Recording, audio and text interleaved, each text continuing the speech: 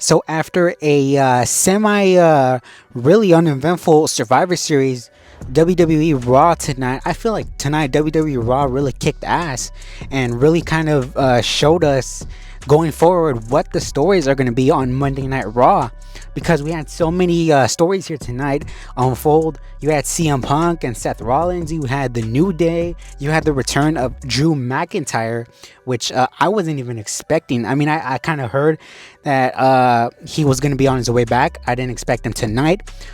Tonight we kicked off the show here tonight with CM Punk. He comes out and he essentially alludes to the fact of wanting something that he's never gotten before, and he kind of alludes to being in the WrestleMania main event. He says there's many roads to it. There's many roads to finishing your story. He says I can start at the Royal Rumble. That's a road. Go into the Elimination Chamber sort of as my fork in the road. When all of a sudden we hear Seth Rollins' entrance music, and Seth Rollins and CM Punk exchange words here, in the fact that Seth Rollins sort of told CM Punk that, he's been thinking about him for 6 months or whatnot, and CM Punk told him essentially like, I haven't even thought about you once. Whatever is in my future, it's not going to be you, kid. And this breaks down, breaking down. Seth Rollins and CM Punk, they go at it. Out comes Jimmy and Jay, the Bloodline, the Usos, Sami Zayn. They separate Punk and Seth Rollins. This leads to Seth Rollins and Sami Zayn getting heated back and forth. Honestly, bro, they made a lot of great points here. Seth Rollins was really kind of infuriated by the fact that Sami Zayn would team with CM Punk, and Sami Zayn told him back that, it wasn't his choice to team with CM Punk. He was just kind of forced to team with him. He said it was Seth who I wanted Seth, right? He told him, I wanted you on my team, but you said no. And, Seth Rollins also pointed to the fact that he didn't join this team because of what potentially would happen if Roman Reigns gained back his power. To which Sami Zayn came back and told him that, everything that has happened, the fact that how you hate Roman Reigns, how the fact that you think that he's a tyrant is all because of you. So don't try to play innocent, because everything happened because you hit him with that chair 10 years ago. And then Seth Rollins came back and told Sami Zayn as well that, he's not the only one that's hit Roman Reigns with the chair, and pointed back at Sami Zayn. I mean, there was a lot of moving pieces here tonight. Sami Zayn, eventually, this leads to a match tonight. But before that, there's a backstage sort of segment where we find out that Jey Uso got attacked in the back. And Sami Zayn, he believes that it's Seth Rollins as much as we did. I didn't believe it was going to be anybody else but Seth Rollins. So we get this match, Seth Rollins and Sami Zayn. And as that match is coming to an end, Sami Zayn picks up a chair. He thinks that Seth Rollins is responsible for taking out Jey Uso. But, Seth Rollins convinces him. He tells him, like, listen, I would never do that. I love you guys. I would never do that to you. And this leads to a roll-up. Seth Rollins picks up the victory. You can see Sami Zayn, he's visibly upset by the fact that, he kind of got outsmarted here. Seth Rollins told him, like, I love your heart, but you gotta start using your head. You gotta start using your brain. When all of a sudden you see a hooded figure, Claymore, and obviously we know who the Claymore is. It's Drew McIntyre. Drew McIntyre comes back and he attacks Sami Zayn. So I believe going forward that Drew McIntyre and Sami Zayn, obviously they're going to get involved in one way or another.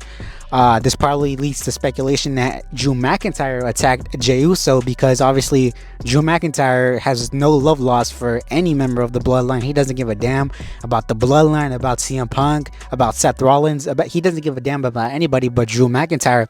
So I thought it was nice to see Drew McIntyre come back here, because these shows, Raw, especially Raw, they've been kind of missing the CM Punks and the Drew McIntyres and whatnot. So it's finally nice to see them. And the next thing I want to talk about here is the New Day anniversary reunion, whatever you want to call it. New Day was celebrating their 10-year anniversary here on Monday Night Raw.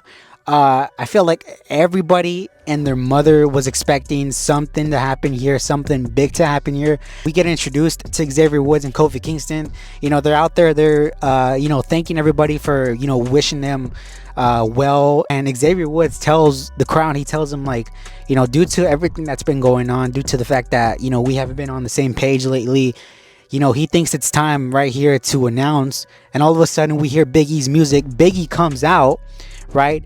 He comes out and he essentially tells Xavier and Kofi that everything that they've done has been for a reason, right? That everything has meant something to everyone, not only to him, but to everyone watching, everyone at home. And this really gets emotional. Big E is really getting emotional over the fact that these two men, they're essentially his brothers, right? That they've been together for 10 years. They've been around each other's family. When Big E broke his neck, he was, I think, greeted by Kofi's wife, or Xavier's wife, or one of their wives. And this leads to Big E telling Xavier and Kofi that as long as he can, he's going to be managing them every single week until he gets medically cleared to come back to the WWE ring. And all of a sudden, Xavier and Kofi, they start pointing the blame towards Big E. He tells them, like, after everything, after all the arguing, you now want to come back. And the fact that Stone Cold Steve Austin, Kurt Angle, all these guys, they broke their necks and they came back and they had nobody to come back to. But yet you broke your back and you haven't even had surgery, and we're waiting for you. And they're sort of angry over the fact that everywhere they go, people ask that they miss Big E, and this sort of eats at them. But the fact that they also miss Big E as well, it's not just everybody else, they miss Big E as well. But they're kind of infuriated with the fact that now all of a sudden he wants to come back. And I'm telling you, bro, this was kind of kind of hard to hear. Big E, everybody, they didn't want to hear this, man. It was super emotional. At the end, we get the end picture of Xavier Woods and Kofi Kingston shaking hands and saying, it's now just us. It's us now going forward. Man, I really hoped that Big E was gonna return here and announce that he's gonna come back and he's medically cleared and whatnot. But maybe the story is that eventually when he does get cleared, he's gonna come back for both of these guys. But man, let me know what you guys think down below about the Big E situation, about the New Day. I think that going forward, they're gonna show a different side. They're gonna be a little bit more heelish. I don't think they're breaking up, but I think they're gonna be a little bit more heelish. Yeah, there's a lot of things going on here tonight. Finn Balor and Gunther officially have their match set for Saturday night's main event. There's a lot of tension between Finn Balor and Dominic Mysterio, which kind of leads me to believe that maybe Dominic will kind of do the accidental help out to Finn Balor, kind of how he did with Liv Morgan, where accidentally he cost Finn Balor the match or whatnot. I think this is probably what that's going to lead down to. But yeah, man, I think overall this was a solid show of Raw. Definitely better than the previous weeks. I know I'm forgetting some stuff here or there, but I just kind of wanted to come in here and cover the main talking points. So yeah, man, let me know what you guys think down below of Raw. And until next time, I will see y'all later.